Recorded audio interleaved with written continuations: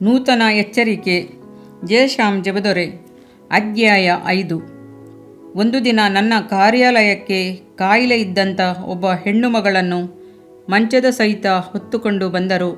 ಅವಳ ಕೈಕಾಲುಗಳಲ್ಲಿ ಚಲನೆ ಇರಲಿಲ್ಲ.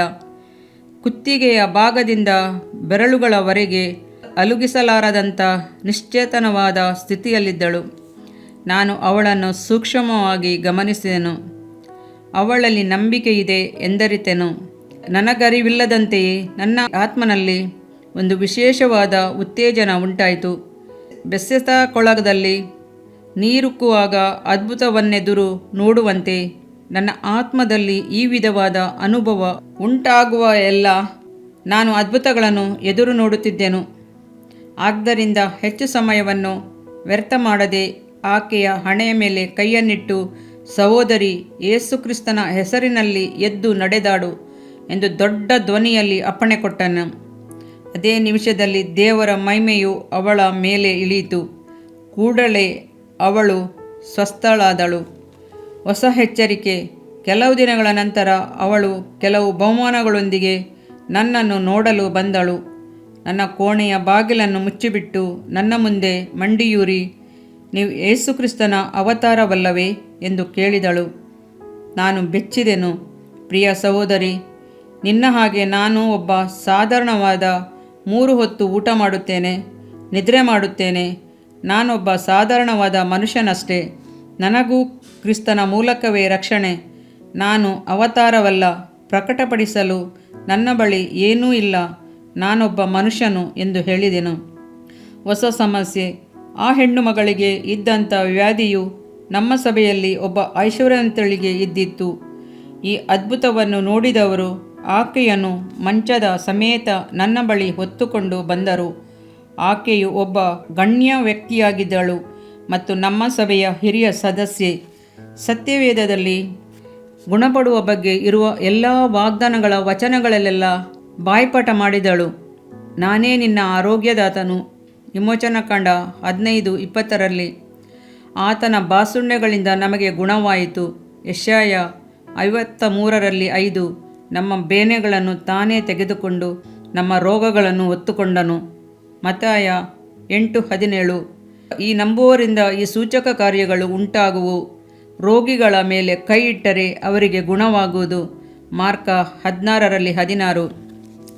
ಆದುದರಿಂದ ಆಕೆಗಾಗಿ ನಾನು ತೀವ್ರವಾಗಿ ಪ್ರಾರ್ಥನೆ ಮಾಡಿದೆನು, ಆದರೆ ಏನೂ ನಡೆಯಲಿಲ್ಲ. ರೋಗವನ್ನು ಗದರಿಸಿದೆನು, ಖಂಡಿಸಿದೆನು, ಕೂಗಾಡಿದೆನು, ಯಾವುದಕ್ಕೂ ಜಗ್ಗಲಿಲ್ಲ. ನಂಬಿಕೆಯಿಂದ ಆಕೆಯನ್ನು ಎದ್ದೇಳುವಂತೆ ಹೇಳಿದೆನು, ಅವುಗಳಿಗೆ ಸಾಧ್ಯವಾಗಲಿಲ್ಲ. ಎಲ್ಲ ಪ್ರಯತ್ನಗಳನ್ನು ಮಾಡಿ ಮುಗಿಸಿದೆನು, ಅದ್ಭುತ ನಡೆಯಲೇ ಇಲ್ಲ. ಪುನಃ ಪ್ರಾರ್ಥನೆ ಮಾಡಿದೆನು, ಬಹಳವಾಗಿ ಸೊರಗಿ ಹೋದೆನು, ಆದರೆ ಅವಳು ಅಳುವುದಕ್ಕಾರಂಭಿಸಿದಳು. ಪಾಸ್ಟರ್ ಅವರೇ, ಆ ಹೆಣ್ಣು ಮಗಳನ್ನು ಮಾತ್ರ ಗುಣಪಡಿಸಿದಿರಿ. ಅವಳೇ ನಿಮಗೆ ಹೆಚ್ಚು. ನನ್ನನ್ನು ನೀವು ದ್ವೇಷ ಮಾಡುತ್ತೀರಿ. ನೀವು ನನಗಾಗಿ ತೀವ್ರವಾಗಿ ಪ್ರಾರ್ಥಿಸಲಿಲ್ಲ ಎಂದು ನಿಷ್ಠುರವಾಗಿ ನುಡಿದಳು. ಈಗ ನಾನೇನು ಮಾಡಲಿ? ನನ್ನ ಆಲಯದಲ್ಲಿ ಗುಣಪಡಿಸುವ ಆರಾಧನೆಯನ್ನು ನಡೆಸುವಾಗ ಅರ್ಧ ಜನ ಸೌಖ್ಯ ಹೊಂದುತ್ತಿದ್ದರು, ಇನ್ನೂ ಅರ್ಧ ಮಂದಿ ರೋಗಿಗಳಾಗಿ ಇರುತ್ತಿದ್ದರು. ಸೌಖ್ಯ ಮಾಡುವುದು ನಾನಲ್ಲ, ಯೇಸುಕ್ರಿಸ್ತನೇ ಗುಣಪಡಿಸುವ ಆತನು ಎಂಬುದನ್ನು ನಾನು ತಿಳಿದಿದ್ದೇನೆ. ಹೊಸ ಇಕ್ಕಟ್ಟು. ರೋಗಗಳನ್ನು ವಾಸಿ ಮಾಡುವ ವರವಿರುವ ಒಬ್ಬ ದೇವಸೇವಕರನ್ನು ನನ್ನ ಆಲಯದಲ್ಲಿ ವಿಶೇಷ ಕೂಟಗಳನ್ನು ನಡೆಸುವಂತೆ ಕೇಳಿಕೊಂಡಿದ್ದೆನು.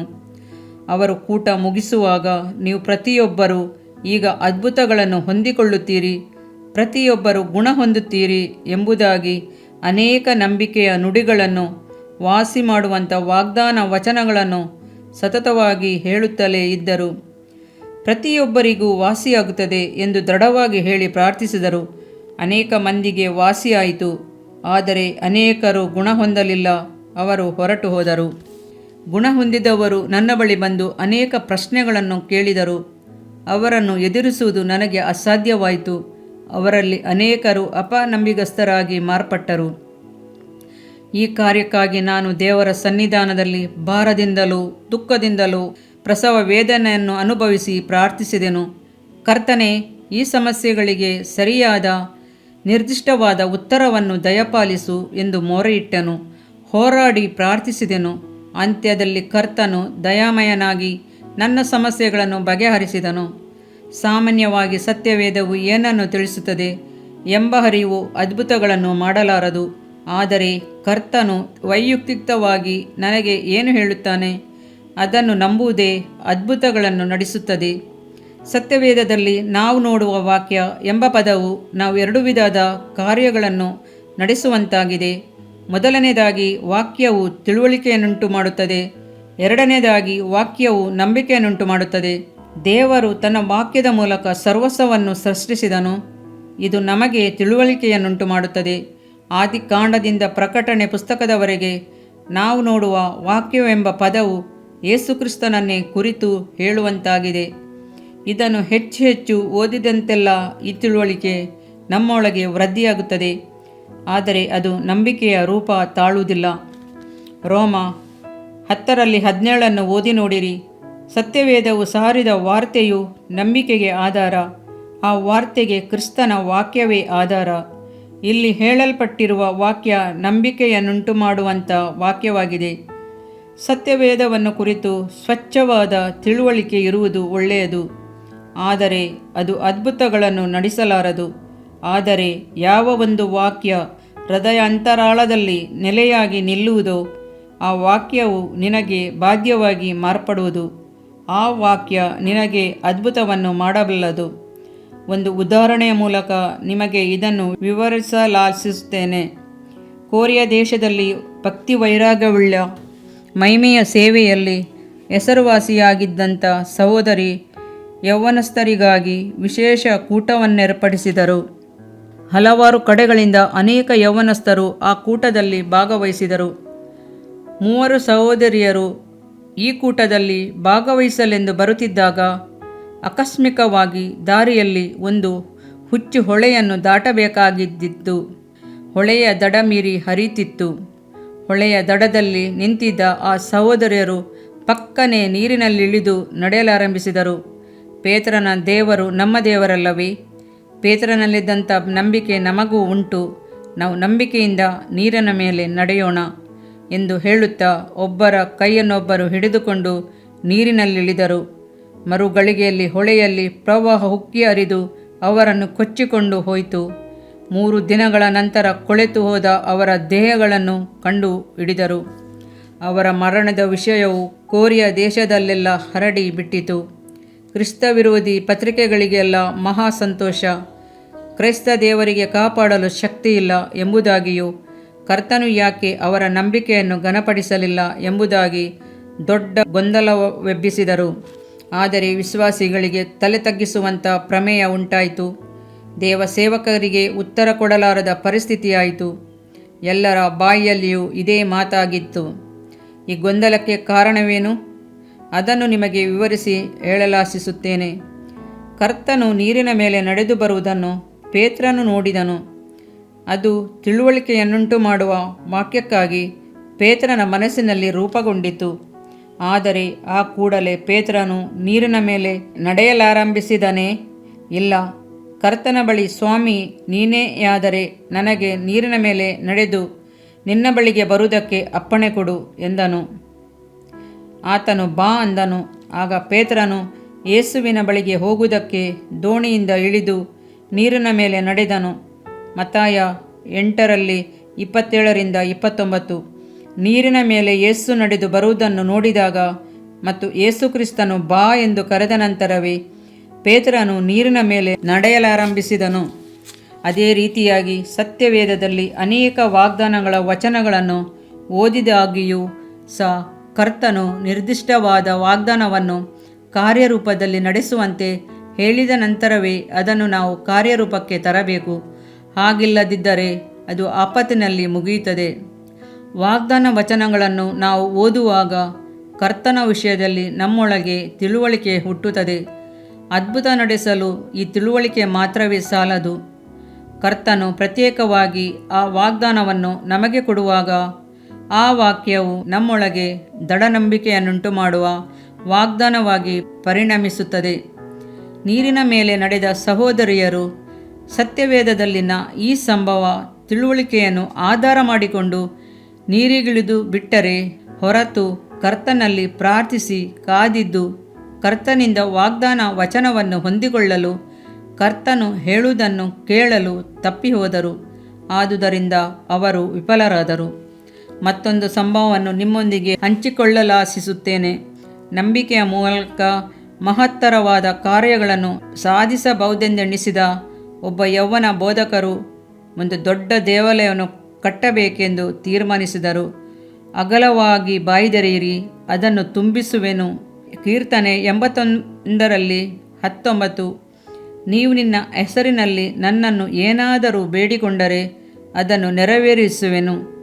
ಯೆಹೋವನ 14:14 ಎಂಬ ವಾಕ್ಯವನ್ನು ಆಧಾರವಾಗಿಟ್ಟುಕೊಂಡನು. ಒಬ್ಬರ ಬಳಿ 3 ಲಕ್ಷ ಮತ್ತೊಬ್ಬರ ಬಳಿ 5 ಲಕ್ಷ ಸಾಲ ತೆಗೆದು ದೊಡ್ಡ ದೇವಾಲಯವನ್ನು ಕಟ್ಟಿ ಮುಗಿಸಿದರು. ಆದರೆ ಅವರ ಸಭೆಗೆ ಒಂದು ಆತ್ಮವೂ ಸಹ ಬರಲಿಲ್ಲ. ಕೆಲವು ಕಾಲದ ನಂತರ ಸಾಲ ಕೊಟ್ಟವರು ಹಣವನ್ನು ಹಿಂದಿರುಗಿಸುವಂತೆ ಕೇಳಿದಾಗ ಈ ಯೌವನ ಸೇವಕರಿಗೆ ಬಹಳ ಪೇಚಾಟವಾಯಿತು. ಏನು ಮಾಡುವುದೆಂದು ತೋರಲಿಲ್ಲ. ಚಿಂತೆಯಿಂದಲೂ ದುಗುಡದಿಂದಲೂ ಕೂಡಿದವರಾಗಿ, ಪಾಸ್ಟರ್, ನೀವು 5 ಕೋಟಿ ರೂಪಾಯಿಗಳನ್ನು ವೆಚ್ಚ ಮಾಡಿ ಬಹುದೊಡ್ಡ ದೇವಾಲಯವನ್ನು ಕಟ್ಟಿ ಮುಗಿಸಿದಿರಲ್ಲ, ಕರ್ತನು ನಿಮ್ಮ ನಂಬಿಕೆಯನ್ನು ಸನ್ಮಾನಿಸಿದನು. ನಮಗೆ ಆ ನಂಬಿಕೆ ಫಲ ಕೊಡಲಿಲ್ಲವಲ್ಲ ಏಕೆ ಎಂದು ಕೇಳಿದರು. ನಾನು ಅವರನ್ನು ಕುರಿತು, ನೀವು ದೇವಾಲಯವನ್ನು ಕಟ್ಟುವಂತೆ ಕರ್ತನಿಂದ ಅಪ್ಪಣೆ ಹೊಂದಿದಿರಾ? ನಿಮ್ಮೊಳಗಿನ ತಿಳುವಳಿಕೆಯ ವಾಕ್ಯಗಳ ಹೊರತು ದೃಢವಾದ ನಂಬಿಕೆಯ ವಾಗ್ದಾನವಿಲ್ಲವಲ್ಲ. ನಾನು ದೇವಾಲಯವನ್ನು ಕಟ್ಟಿದ್ದದನ್ನು ನೋಡಿ ನೀವು ಸಹ ಕಟ್ಟಬೇಕೆಂದು ತೀರ್ಮಾನಿಸಿದವರೇ ಹೊರತು ಕರ್ತನ ಬಳಿ ಅಪ್ಪಣೆ ಹೊಂದಲಿಲ್ಲವಲ್ಲ. ನಾನು ದೇವಾಲಯವನ್ನು ಕಟ್ಟಲು ಕಾರಣ, ಕರ್ತನು ಒಂದು ದಿನ ನನ್ನ ಬಳಿ ಮಾತನಾಡಿ, ಮಗನೇ, ಎದ್ದೇಳು, 10,000 ಮಂದಿ ಕುಳಿತುಕೊಳ್ಳುವಂಥ ಒಂದು ಆಲಯವನ್ನು ಕಟ್ಟು ಎಂದು ಹೇಳಿದನು. ಆ ಮಾತುಗಳು ನನ್ನ ನಂಬಿಕೆಯನ್ನು ದೃಢಪಡಿಸುವಂಥ ವಾಕ್ಯವಾಗಿದ್ದಿತು. ಅನಂತರ ನಾನು ಅದನ್ನು ಕಾರ್ಯರೂಪಕ್ಕೆ ತರಲು ತೀರ್ಮಾನಿಸಿದೆನು. ಆದರೆ ನಿಮ್ಮ ಯತ್ನ ಹಾಗಿಲ್ಲವಲ್ಲ. ಕರ್ತನಿಂದ ನೀವು ದೃಢವಾದ ವಾಗ್ದಾನವನ್ನು ಹೊಂದುವ ಮೊದಲೇ ಅವಸರದಿಂದ ಕಾರ್ಯ ಮಾಡಿದ್ದೀರಿ ಎಂದು ಹೇಳಿದೆನು. ಆತ್ಮನ ವಾಕ್ಯಗಳನ್ನು ಸತ್ಯವೇದದಿಂದಲೂ ಕೆಲವು ಸಾಕ್ಷಿಗಳ ಮೂಲಕವೂ ನಾವು ಹೊಂದುತ್ತೇವೆ. ಆದರೆ ನಂಬಿಕೆಯ ನಿರೀಕ್ಷೆಯನ್ನುಂಟು ಮಾಡುವ ವಾಕ್ಯವು ಕರ್ತನಿಂದಲೇ ಪ್ರಕಟವಾಗುತ್ತದೆ.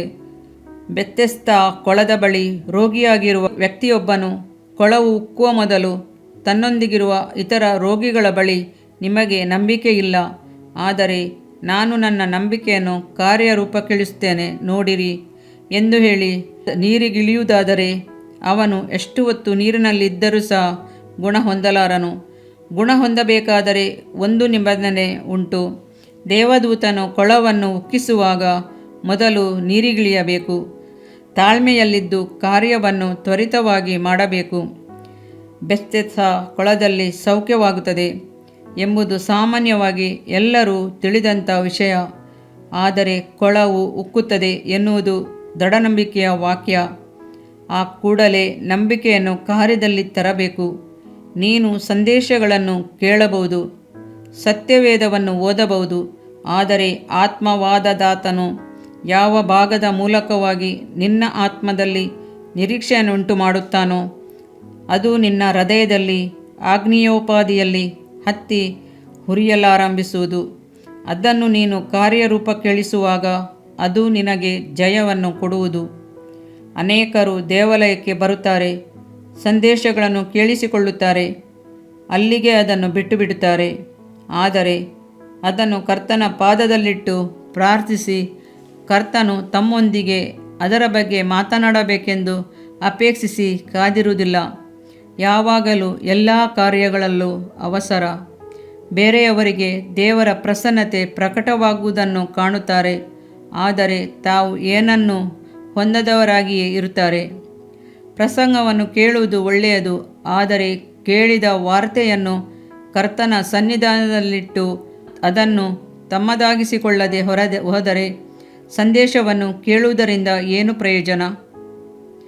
ಕರ್ತನು ನನಗೆ ಯಾವ ವಿಷಯವನ್ನು ಕುರಿತು ಸಂದೇಶ ನೀಡಬೇಕೆಂದು ಹೇಳಿ ವಿಷಯವನ್ನು ಸೂಚಿಸದಿದ್ದರೆ ನಾನು ಸಂದೇಶ ಕೊಡಲು ಹೋಗುವುದಿಲ್ಲ. ಭಾನುವಾರ ನಾನು ಸಂದೇಶ ಕೊಡಬೇಕಾಗಿದ್ದರೆ ಶನಿವಾರ ಪೂರ್ತಿಯಾಗಿ ಉಪವಾಸದ ಬೆಟ್ಟದಲ್ಲಿ ಒಬ್ಬನೇ ಕರ್ತನ ಸನ್ನಿಧಾನದಲ್ಲಿ ಕಾದಿದ್ದು ಹೋರಾಡಿ ಪ್ರಾರ್ಥನೆ ಮಾಡಿ ಆತನ ವಾಕ್ಯಕ್ಕಾಗಿ ಕಾದಿರುತ್ತೇನೆ. ಕರ್ತನೆ, ನಾಳೆಯ ದಿನ ಜನರೆಲ್ಲರೂ ಆಲಯಕ್ಕೆ ಬರುತ್ತಾರೆ. ಅನೇಕ ಸಮಸ್ಯೆಗಳೊಂದಿಗೆ, ರೋಗಗಳೊಂದಿಗೆ, ನಿಶಕ್ತಿಯಿಂದ ಕೂಡಿದವರಾಗಿ, ಸಂಸಾರದ ತೊಂದರೆಗಳಿಂದ ಕಷ್ಟಪಡುವವರಾಗಿ, ವ್ಯಾಪಾರದಲ್ಲಿ ನಷ್ಟ ಹೊಂದಿದವರಾಗಿ ಬರಬಹುದು. ಅವರು ನಿನ್ನನ್ನು ಕುರಿತು ತಿಳಿದುಕೊಳ್ಳುವುದಕ್ಕಾಗಿ ಮಾತ್ರವೇ ಬರುವುದಿಲ್ಲ, ತಮ್ಮ ಸಮಸ್ಯೆಗಳಿಗೆ ಉತ್ತರವನ್ನು, ಕಷ್ಟ ಪರಿಹಾರವನ್ನು ಹೊಂದಲು ಬರುತ್ತಾರೆ. ನಾನು ಅವರಲ್ಲಿ ನಂಬಿಕೆಯುಳ್ಳ ನಿರೀಕ್ಷೆಯನ್ನುಂಟು ಮಾಡಬೇಕಲ್ಲವೇ? ಅದಕ್ಕಾಗಿ ಅವರು ಪ್ರಾರ್ಥಿಸಿ ಕಾರ್ಯರೂಪಕ್ಕಿಳಿಯುವಾಗ ಅವರ ಎಲ್ಲ ಸಮಸ್ಯೆಗಳು ಬಗೆಹರಿಯಬೇಕಲ್ಲವೇ? ಆದುದರಿಂದ ನನಗೆ ನಿರ್ದಿಷ್ಟವಾಗಿಯೂ ಜನರಿಗೆ ಸರಿಯಾದ ಸಮಯದಲ್ಲಿ ಬೋಧಿಸಲು ಅಗತ್ಯವಾದ ಸಂದೇಶವನ್ನು ಕೊಡು ಸ್ವಾಮಿ ಎಂದು ಪ್ರಾರ್ಥನೆ ಮಾಡುತ್ತೇನೆ. ಕರ್ತನು ದೇವರ ಸಂದೇಶವನ್ನು ಕೊಡುವವರೆಗೂ ಆತನ ಪಾದದಲ್ಲಿ ಕಾದಿದ್ದು ಸಂದೇಶವನ್ನು ಪಡೆದುಕೊಂಡ ನಂತರ ಅದನ್ನು ಪ್ರಸಂಗಿಸಲು ನಿಮ್ಮ ಮಧ್ಯೆ ಯೋಧನಂತೆ ಬರುತ್ತೇನೆ. ಕರ್ತನೇ, ನನಗೆ ಸಂದೇಶವನ್ನು ಕೊಟ್ಟಿದ್ದಾನೆಂಬ ನಂಬಿಕೆಯು ನನ್ನನ್ನು ಬಲಪಡಿಸುತ್ತದೆ.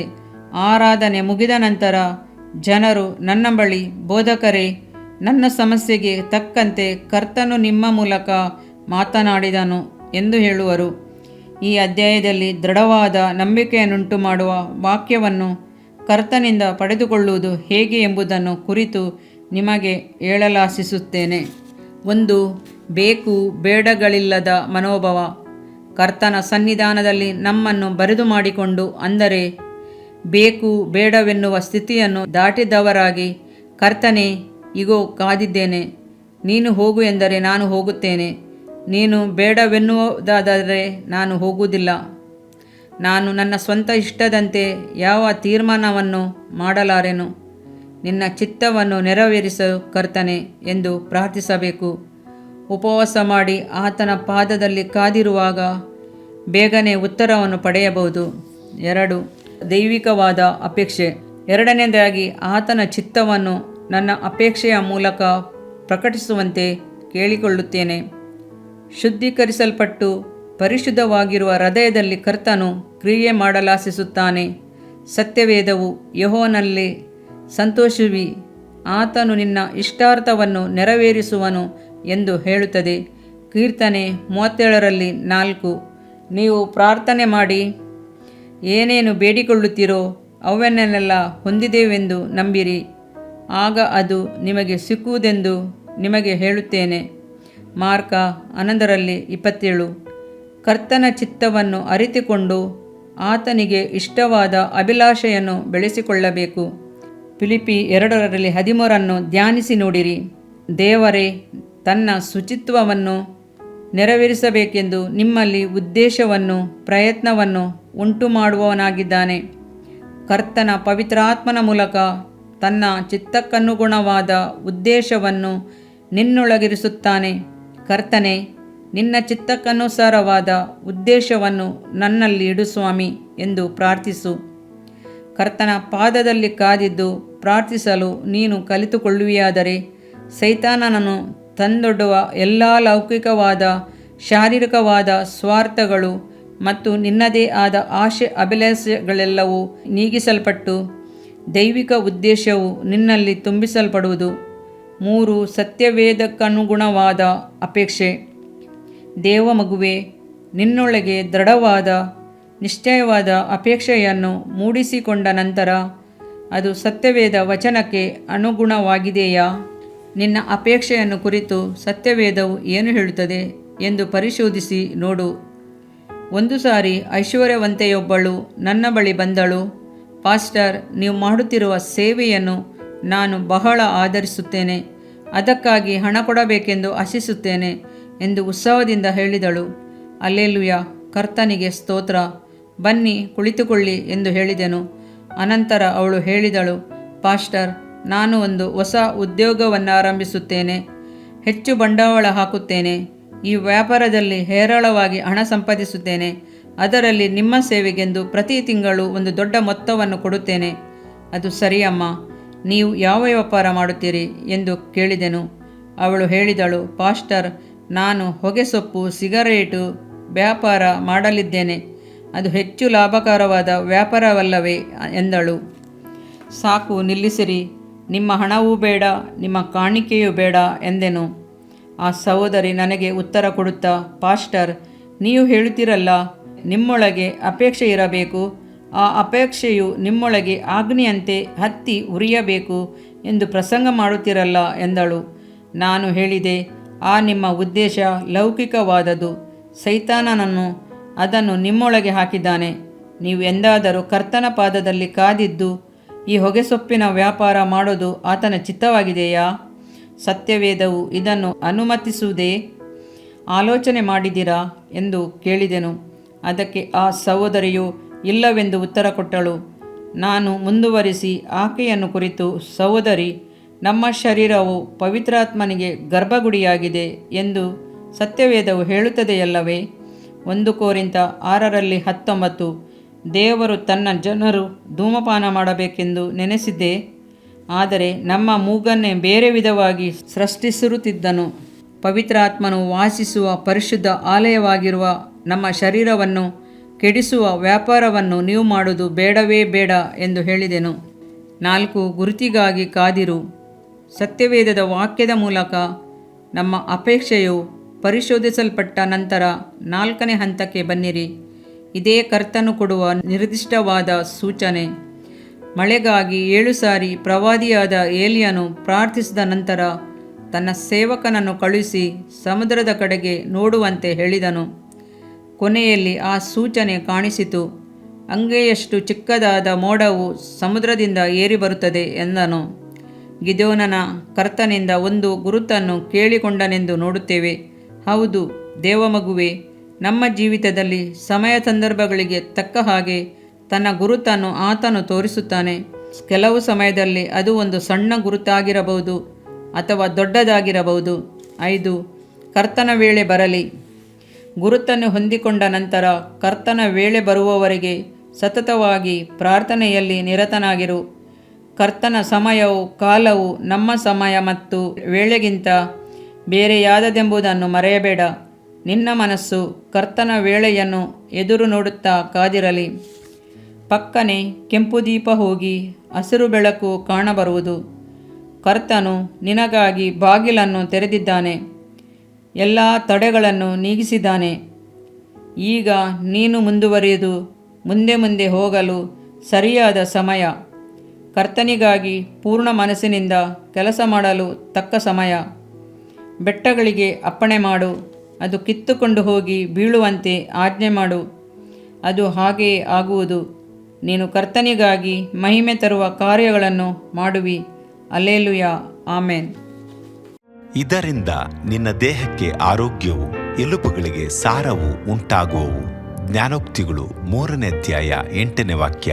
ಪ್ರಿಯ ವೀಕ್ಷಕರೇ ಮತ್ತು ಕರ್ತನಲ್ಲಿ ಸಹೋದರ ಸಹೋದರಿಯರೇ, ನೀವು ನಮ್ಮ ಈ ಕಾರ್ಯಕ್ರಮವನ್ನ ವೀಕ್ಷಿಸಿದ್ದಕ್ಕಾಗಿ ದೇವರ ನಾಮದಲ್ಲಿ ನಿಮಗೆ ವಂದನೆಗಳು. ದೇವರ ವಾಕ್ಯವು ನಮ್ಮ ಎಲುಬಿಗೆ ಬಲವು, ಸಾರವೂ ಆಗಿದೆ ಎಂದು ಸತ್ಯವೇದವು ಹೇಳುವಂತೆ ಈ ಕಾರ್ಯಕ್ರಮವು ನಿಮಗೆ ಆಶೀರ್ವಾದಕರವಾಗಿದೆ ಎಂದು ನಂಬುತ್ತೇವೆ. ಪ್ರಿಯ ವೀಕ್ಷಕರೇ, ನಮ್ಮ ಈ ಸೇವೆಗಾಗಿ ಪ್ರಾರ್ಥಿಸಿರಿ ಮತ್ತು ಎಲ್ಲಾ ಕಾರ್ಯಕ್ರಮಗಳನ್ನ ಇತರರೊಂದಿಗೆ ಶೇರ್ ಮಾಡಿರಿ. ಅದೇ ರೀತಿಯಾಗಿ ನಮ್ಮ ಈ ಯೂಟ್ಯೂಬ್ ಚಾನೆಲ್ ಅನ್ನು ಸಬ್ಸ್ಕ್ರೈಬ್ ಮಾಡಿರಿ ಹಾಗೂ ಲೈಕ್ ಮಾಡಿ. ನಿಮ್ಮ ಅನಿಸಿಕೆಗಳನ್ನು ಕಮೆಂಟ್ ಬಾಕ್ಸ್ನಲ್ಲಿ ನಮಗೆ ತಿಳಿಯಪಡಿಸಿ. ನಮ್ಮ ಸಂಖ್ಯೆ 7022104605. ಈ ಸಂಖ್ಯೆಗೆ ಕರೆ ಮಾಡಿರಿ. ಒಬ್ಬ ಪಾಪಿಯ ಪ್ರಾರ್ಥನೆ. ಯೇಸುವನ್ನು ರಕ್ಷಕನಾಗಿ ಅಂಗೀಕರಿಸಲು ಮಾಡಬೇಕಾದ ಪ್ರಾರ್ಥನೆ. ಪ್ರಿಯ ಪರಲೋಕದ ತಂದೆಯೇ, ಯೇಸುವಿನ ಹೆಸರಿನಲ್ಲಿ ನಾನು ನಿನ್ನ ಬಳಿಗೆ ಬಂದಿದ್ದೇನೆ. ನನ್ನ ಬಳಿಗೆ ಬರುವವರನ್ನು ನಾನು ತಳ್ಳಿಬಿಡುವುದೇ ಇಲ್ಲ. ಯೋಹಾನ 6:37 ಎಂದು ನಿನ್ನ ವಾಕ್ಯ ಹೇಳುತ್ತದಲ್ಲ. ಆದ್ದರಿಂದ ನೀನು ನನ್ನನ್ನು ತಳ್ಳಿಬಿಡದೆ ನನ್ನನ್ನು ಸೇರಿಸಿಕೊಳ್ಳುವಿ ಎಂದು ನನಗೆ ಗೊತ್ತಿದೆ. ಆದ್ದರಿಂದ ನಾನು ನಿನಗೆ ಸ್ತೋತ್ರ ಮಾಡುತ್ತೇನೆ. ನೀನು ನಿನ್ನ ವಾಕ್ಯದಲ್ಲಿ ನೀನು ಯೇಸುವನ್ನೇ ಕರ್ತನೆಂದು ಬಾಯಿಂದ ಅರಿಕೆ ಮಾಡಿಕೊಂಡು ದೇವರು ಆತನನ್ನು ಸತ್ತವರೊಳಗಿಂದ ಎಬ್ಬಿಸಿದನೆಂದು ಹೃದಯದಿಂದ ನಂಬಿದರೆ ನಿನಗೆ ರಕ್ಷಣೆಯಾಗುವುದು ಎಂತಲೂ, ಕರ್ತನ ನಾಮವನ್ನ ಹೇಳಿಕೊಳ್ಳುವವರೆಲ್ಲರಿಗೆ ರಕ್ಷಣೆಯಾಗುವುದೆಂತಲೂ ಬರೆದಿದೆ. ರೋಮ ಮಾರ್ಕ್ 9:13 ವಾಕ್ಯ. ಯೇಸು ಕ್ರಿಸ್ತನು ದೇವಕುಮಾರನೆಂದು ನನ್ನ ಹೃದಯದಲ್ಲಿ ನಂಬುತ್ತೇನೆ. ನನ್ನನ್ನು ನೀತಿವಂತನನ್ನಾಗಿ ಮಾಡುವುದಕ್ಕಾಗಿ ಆತನು ಸತ್ತವರೊಳಗಿಂದ ಎಬ್ಬಿಸಲ್ಪಟ್ಟನು ಎಂದು ನಂಬುತ್ತೇನೆ. ನಾನು ಆತನ ನಾಮವನ್ನ ಹೇಳಿಕೊಳ್ಳುತ್ತೇನೆ. ಯೇಸುವೇ, ನೀನೇ ಕರ್ತನು. ತಂದೆಯೇ, ನೀನು ನನ್ನನ್ನು ರಕ್ಷಿಸಿದಿ ಎಂದು ನಾನು ನಂಬುತ್ತೇನೆ. ನಿನ್ನ ವಾಕ್ಯವು ಹೇಳುತ್ತದೆ, ಮನುಷ್ಯನು ಹೃದಯದಿಂದ ನಂಬುವುದರ ಮೂಲಕ ನೀತಿಯು ದೊರಕುತ್ತದೆ, ಬಾಯಿಂದ ಅರಿಕೆ ಮಾಡುವುದರ ಮೂಲಕ ರಕ್ಷಣೆಯಾಗುತ್ತದೆ. ರೋಮ 10:10. ನಾನೀಗ ನನ್ನ ಹೃದಯದಲ್ಲಿ ನಂಬುತ್ತೇನೆ ಹಾಗೂ ಯೇಸುವೇ ನನ್ನ ಕರ್ತನೆಂದು ಅರಿಕೆ ಮಾಡುತ್ತೇನೆ. ಆದುದರಿಂದ ನಾನೀಗ ರಕ್ಷಣೆ ಹೊಂದಿದ್ದೇನೆ. ಅಪ್ಪಾ ತಂದೆಯೇ, ನಿನಗೆ ಸ್ತೋತ್ರ. ಲೂಕನು ಬರೆದ ಸುವಾರ್ತೆ 11ನೇ ಅಧ್ಯಾಯದಲ್ಲಿ ಬರೆದಿರುವಂತೆ, ನಿಮ್ಮಲ್ಲಿ ತಂದೆಯಾದವನು ಮೀನನ್ನು ಕೇಳುವ ಮಗನಿಗೆ ಮೀನು ಕೊಡದೆ ಹಾವನ್ನು ಕೊಡುವನೆ? ಅಥವಾ ತತ್ತಿಯನ್ನು ಕೇಳಿದರೆ ಚೇಳನ್ನು ಕೊಡುವನೆ? ಹಾಗಾದರೆ ಕೆಟ್ಟವರಾದ ನೀವು ನಿಮ್ಮ ಮಕ್ಕಳಿಗೆ ಒಳ್ಳೆ ಪದಾರ್ಥಗಳನ್ನ ಕೊಡಬಲ್ಲವರಾದರೆ ಪರಲೋಕದಲ್ಲಿರುವ ನಿಮ್ಮ ತಂದೆಯು ತನ್ನನ್ನು ಬೇಡಿಕೊಳ್ಳುವವರಿಗೆ ಎಷ್ಟೋ ಹೆಚ್ಚಾಗಿ ಪವಿತ್ರಾತ್ಮ ವರವನ್ನ ಕೊಡುವವನಲ್ಲವೇ ಅಂದನು. ತಂದೆಯೇ, ನೀನು ಕೇಳಿಕೊಳ್ಳುವವರಿಗೆ ಪವಿತ್ರಾತ್ಮನ ವರವನ್ನು ಹೇರಳವಾಗಿ ಕೊಡುವಾತನಾಗಿದ್ದಿ. ಆದ್ದರಿಂದ ನನ್ನ ಮೇಲೆಯೂ ನಿನ್ನ ಆತ್ಮನನ್ನು ಸುರಿಸಬೇಕಾಗಿ ಬೇಡಿಕೊಳ್ಳುತ್ತೇನೆ.